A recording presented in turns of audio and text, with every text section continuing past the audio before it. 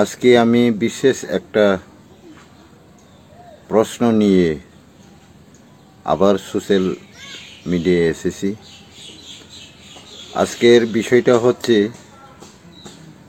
অথবা যে বিষয়ে আমি বলতে যাচ্ছি সেটা আমি বাংলাতেই বলার চেষ্টা করব। মাঝে মধ্যে কিছু ককবরক ভাষাভাষীদের বোঝার ক্ষেত্রে আমি ককবরকেও বলবো। তো আজকের বিষয়টা আমি বলতে চাই, ইদানিং যে কয়েকটা সোশ্যাল মিডিয়ায় দেখেছি যে মিস্টার গৌরাঙ্গ রুদ্রপালের যে বিষয়টা, তার যে কমেন্টসগুলো, তার যে বক্তব্যগুলো, এটা মোটেই গ্রহণযোগ্য নয়। আবুল তাবুল বলছেন, উনি উস্কানি দেওয়ার চেষ্টা করছেন। এটাই আমি ওনাকে একটু সজাগ করে দিতে চাই। তাকুক তাই বুকুক সং আং নরকনি যতনি থানি কাইসা কইমু ত্রিপুরা হাও গৌরাঙ্গ রুদ্রপাল মুঙি খরকসে বরক আমরা বাঙালিনি নেতা যে আসিক আবুল টাবুল কক সাইতং মানে কোনো পলিটিক্যাল লিডারনি নেতারক তাবুক যারা কাইসা পানে কক সাইয়া আং অবনে কয়না মুসুঙু নরকনি কি মকল কলাইয়া না মকল কলাইফানো নরক নিজেনি চেয়ার গডি কামাজাংনা কিরিদা অবহাইকে সিরিং সিরিং টংলাইখা অব কিন্তু অনেক চাইয়া নিনি হাও গোबां বরক অরাজনৈতিকভাবে বিশৃঙ্খলা খাইনানি বাগै সাম্প্রদায়িক উস্কানিমূলক কক সাইতংমানি नों प्रशासनाव तंनाय फानांखा अपोजिशनाव तंनाय फानांखा যারা ওই রাজ্যনি সমাজনি নেতা হঞ্জাকনাই রক রাজ্যনি নেতা হঞ্জাকনাই রক শাসক প্রশাসক হঞ্জাকনাই রক যে নীরব ভূমিকা পালন খাইমানি অবশ্যই দেশনি বাগै বেলাই হামিয়া বেলাই দেরানানি লাमा फासिं थांजाक এই যে উস্কানিমূলক কগ্রক আবরণ নরক যে হজম খাইমানি আবো आं मने खायो आं सिमिया सारा त्रिपुरानि बरक 80% मानि नानानि कक गया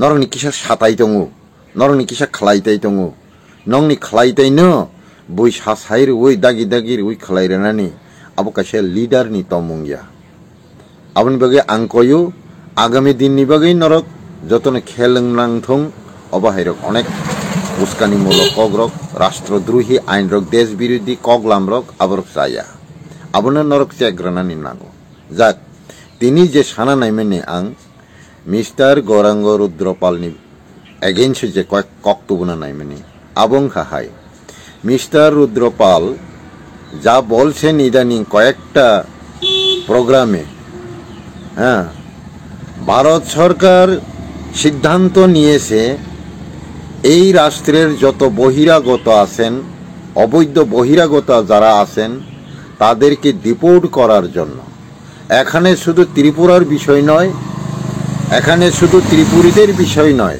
ত্রিপুরা জাতির বিষয় নয় সারা ভারতবর্ষের বিষয় আপনি আইন বুঝাতে চেষ্টা করছেন আপনি জানেন স্বাধীন ভারতের সংবিধান কত সালে রচনা হয়েছে কত সালে কার্যকরী হয়েছে ওই সংবিধানে কি লেখা আছে সারা বিশ্বেই এই প্রথা চলছে প্রতিটি দেশের একটা নিজস্ব আন্তর্জাতিক সীমা আছে সীমানা আছে বেড়া আছে আন্তর্জাতিক বেড়া ওভারক্রস করে যারা এক দেশ থেকে অন্য দেশে প্রবেশ করেন নন অফিসিয়ালি ভাবে বা বিনা অনুমতিতে তারা সবাই অবৈধের আইনে অবৈধ অনুপ্রবেশকারী আইনের এখতিয়ারে পড়ে এটা কেউ ছাড়বে না শুধু ভারত নয় সারা বিশ্বের কোনো রাষ্ট্র এটা ছাড়বে না তোমার যদি যেতেই হয় আইনগতভাবে পাসপোর্ট করে ভিসা করেই যেতে হয় এটা আপনি অস্বীকার করবেন না আর আপনি মাঝে মধ্যে বলছেন যে একজন ত্রিপুরার নাগরিক হয়ে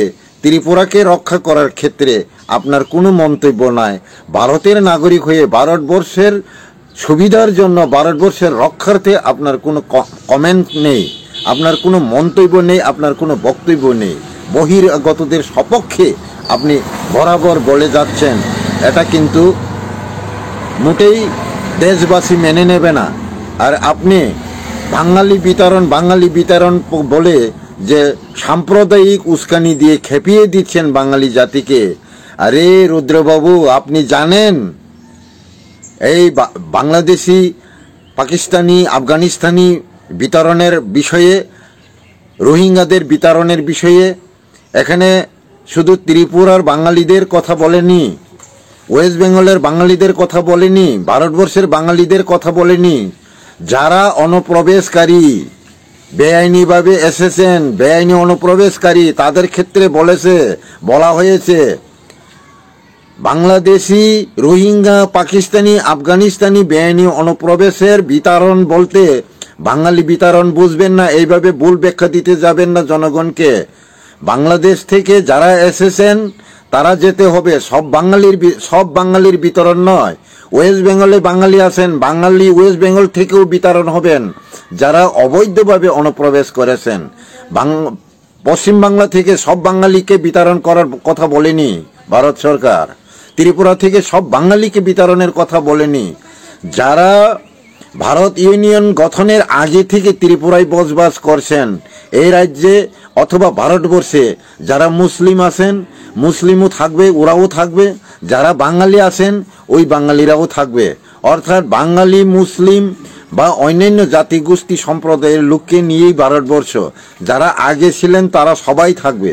যারা অবৈধভাবে অনুপ্রবেশ করেছেন তাদের বিতরণের কথা বলছেন। কিন্তু আপনি যেভাবে মন্তব্য করে যাচ্ছেন যে বাঙালি বিতরণ, এটা সম্পূর্ণ সাম্প্রদায়িক উস্কানি। আর একটা বিষয় হচ্ছে, আপনি বলছেন একজন ভারতের নাগরিক হয়ে বেআইনি অনুপ্রবেশকারীদের পক্ষপাত হয়ে যে মন্তব্য করছেন, আপনি কিন্তু দেশদ্রোহী মন্তব্য করে চলছেন। রাষ্ট্রদ্রোহী আইনে আপনি পড়ে যাবেন। আমি আপনাকে সতর্ক করে দেই, যে রাষ্ট্রে বাস করেন ওই রাষ্ট্রের বিরুদ্ধে আপনার যে উস্কানিমূলক আলোচনা, সাম্প্রদায়িকমূলক আলোচনা, বিদেশির সপক্ষ নেওয়ার যে আলোচনা, এটা সম্পূর্ণ আপনি দেশদ্রোহীর আইনের কথাবার্তা বলে চলেছেন। এটা কোনোদিন ভারতবাসী মেনে নেবে না। আর আপনি ইতিহাসের কথা বলছেন, এখানে ত্রিপুরী জাতিরা নাকি বহিরাগত, ত্রিপুরী জাতিরা বহিরাগত না ভূমিপুত্র, সেটা আইন বলবে, ইতিহাস বলবে। আপনি কতটুকু ইতিহাস জানেন? আপনি রত্নমাণিকের কথা বলেন। আপনি জানেন খ্রিস্টপূর্ব 5000 বছর আগে যখন কুরুক্ষেত্রের যুদ্ধ হয়, তখন ত্রিপুরার ত্রিলোচন মহারাজ ত্রিপুরায় রাজত্ব করেছিলেন। আপনি জানেন সেই যুধিষ্ঠিরের রাজস্বীয় যজ্ঞে ত্রিলোচন মহারাজ উপস্থিত থেকে মহাদেবের নামে ধান করা সিংহাসন ত্রিপুরায় এনেছিলেন। আপনি জানেন সেই ত্রিলোচন মহারাজের রাজধানী বর্তমান কৈলাস শহরে ছিলেন। আপনি কি ইতিহাস বলতে চান? খ্রিস্টপূর্বে ত্রিপুরায় বাঙালি না, ভারতবর্ষে বাঙালি না, বাঙালি জাতির কোনো অস্তিত্ব ছিল? যদি থেকে থাকে আপনি প্রমাণ করেন। খ্রিস্টপূর্বে বাঙালির কোনো অস্তিত্বই ছিল না। বাঙালির আদি মানব ছিলেন রাজা রামমোহন রায়। বাঙালি জাগরণের প্রবর্তকরা ছিলেন রাজা রামমোহন রায়, ঈশ্বরচন্দ্র বিদ্যাসাগররা। সেই 1500 শতাব্দীর কথা, 1600 শতাব্দী, 1700 শতাব্দীর কথা। আপনি কি ইতিহাসের কথা প্রমাণ দিতে চাইছেন? আপনি যদি বারবার দেশদ্রোহী এবং সমাজদ্রোহী, রাষ্ট্রদ্রোহী মন্তব্যে লিপ্ত হইতে থাকেন, তাহলে আপনার বিরুদ্ধে দেশদ্রোহী আইনে এফআইআর করতে ভারতবাসীদের বাধ্য করবেন না। তাই আমি আপনাকে বলতে চাই, আপনি লিগেলি কথা কন, একজন নাগরিক হলে নাগরিকের মতো কথা কন, একজন দেশবাসী হইলে দেশবাসীর মতো আলোচনা করেন। এখানে সাম্প্রদায়িক উস্কানি দিয়ে এখানে ত্রিপুরী বাঙালির মধ্যে বিভেদ করার চেষ্টা করবেন না। ভারতবর্ষের বহিরাগতদের বিতরণ মানে এটা শুধু বাঙালির কথা বলেনি ভারত সরকার। এখানে কেন আপনি ত্রিপুরীদের বাঙালি বিতরণ, সব বাঙালির বিতরণের কথা এখানে আসে না, মুসলিম বিতরণের কথা এখানে আসে না। বহিরাগতদের, বাংলাদেশিদের, পাকিস্তানিদের, আফগানিস্তানিদের যারা অবৈধভাবে অনুপ্রবেশ করেছেন তাদের বিতরণের কথা বলা হয়েছে। আপনি উল্টাপুল্টা রাষ্ট্রের নাগরিক হয়ে রাষ্ট্র বিরোধী আলোচনা করাটা মোটেই ঠিক নয়। আপনি এই আলোচনাগুলো ছেড়ে দেন। আমি আপনাকে অনুরোধ করি, এইরকম উস্কানিমূলক দেশদ্রোহী আলোচনা আপনি কোনোদিন আর মুখে আনবেন না। তাই আপনাকে আমি সতর্ক করি যে আপনি যদি দেশের নাগরিক হয়ে থাকেন, দেশ রক্ষার্থে রাষ্ট্র রক্ষার্থে যে রাজ্যের নাগরিক হয়ে থাকেন, রাজ্যের রক্ষার্থে আপনার আলোচনা করা উচিত। আপনার মন্তব্যে আমার মনে হয় আপনি নিশ্চয়ই ত্রিপুরার নাগরিক নয়, আপনি নিশ্চয়ই ভারতের নাগরিক নন, না হলে আপনি এইরকম মন্তব্য করতে পারেন না। একজন দেশের নাগরিক দেশের বিরুদ্ধে এবং বিদেশিদের পক্ষ নিয়ে যে আলোচনাটা করছেন, আপনার আলোচনাটাই পরিষ্কার করে দেয় যে আপনি দেশের নাগরিক নয়, আপনি একজন বাংলাদেশি। আরে আপনি যদি দেশের নাগরিক হয়ে থাকেন তাহলে তো আপনি দেশের রক্ষার্থে আন্দোলনে প্রস্তুত হওয়ার কথা, আন্দোলনে সামিল হওয়ার কথা। আপনি যে দেশে বাস করেন সেই রাজ্যকে, সেই দেশকে আপনি রক্ষা করার চেষ্টা করবেন না? হ্যাঁ, যেই রাষ্ট্রে বাস করেন এই রাজ্যের ওই রাষ্ট্রের রক্ষা করার চেষ্টা না করে, চিন্তা না করে আপনি বিদেশিদের মদত দিয়ে দেশে প্রবেশ করে অবৈধ নাগরিকদের নাগরিকত্ব দেওয়ার ষড়যন্ত্র করে যাচ্ছেন, বিদ্রোহ বাঁধানোর চেষ্টা করছেন। এটা তো মোটেই গ্রহণযোগ্য প্রস্তাব নয়, গ্রহণযোগ্য আলোচনা নয়। তাই আমি আপনাকে বলি, বারবার অনুরোধ করি, বয়সে আপনি আমার থেকে অনেক বড় হবেন। এই বুড়ো বয়সে একটা স্বাধীন রাষ্ট্রে আপনি যদি সত্যিই এই রাষ্ট্রের নাগরিক হয়ে থাকেন, এই রাজ্যের নাগরিক হয়ে থাকেন, এই রাজ্যের কি বাঙালি, কি ত্রিপুরী, কি মুসলিম, সবার পরবর্তী বংশধরের জন্য, নেক্সট জেনারেশনের জন্য, তাদের অস্তিত্বের জন্য, তাদের ভবিষ্যতের জন্য চিন্তা করে দেশ রাজ্যকে সুশৃঙ্খল গঠনের জন্য, তাদের ভবিষ্যতের কথা, তাদের ভবিষ্যতের অস্তিত্বের গ্যারান্টির জন্য, তাদের নিরাপত্তার গ্যারান্টির জন্য দেশকে সুস্থ গঠন করার আন্দোলনে সামিল হবেন। হ্যাঁ, সাম্প্রদায়িকমূলক, পক্ষপাতিমূলক, দেশদ্রোহীমূলক কোনো মন্তব্য না করে আপনার যদি সঠিকভাবেই নাগরিক হয়ে থাকেন এই ভারতবর্ষের, এই ত্রিপুরা রাজ্যের, এই রাজ্যকে, ভারতবর্ষকে রক্ষা করার ক্ষেত্রে যে আন্দোলন, এই আন্দোলনে আপনিও নাগরিক যদি হয়ে থাকেন, আপনারও দরকার আছে প্রতিটি বাঙালি নাগরিক, প্রতিটি মুসলিম নাগরিক, প্রতিটি ত্রিপুরী নাগরিক, প্রতিটি শিখ নাগরিক, প্রতিটি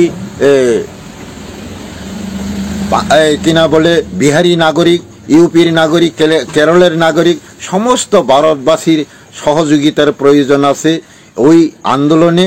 আপনিও একজন উপযুক্তভাবে পদক্ষেপ নিয়ে সামিল হন এবং আগামী দিনের জন্য নিজের রাষ্ট্রকে, নিজের রাজ্যকে সুরক্ষিত করার জন্য আপনার চিন্তা ধারণা পরিবর্তন করে সঠিক পথে ফিরে আসবেন, এটাই অনুরোধ রাখি, আশা রাখি। অবশ্যই আপনিও অনুভাবনা করবেন আপনার বংশধরের জন্য, পরবর্তী জেনারেশনের জন্য, এবং দেশদ্রোহী আলোচনা না করে, বাঙালি বিতরণ অথবা বিদেশির পক্ষপাত নিয়ে আলোচনা বন্ধ করে দেশের ভবিষ্যতের সুরক্ষাতে, অস্তিত্বের গ্যারান্টিতে, নিরাপত্তার গ্যারান্টি দেওয়ার জন্য নেক্সট জেনারেশনের সেই পদক্ষেপের আন্দোলনে সামিল হবেন, এই আশা রাখি।